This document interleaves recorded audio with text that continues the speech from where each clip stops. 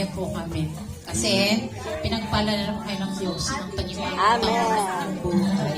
At we believe marami pa pong taon ang idadagdag na sa inyong mga buhay.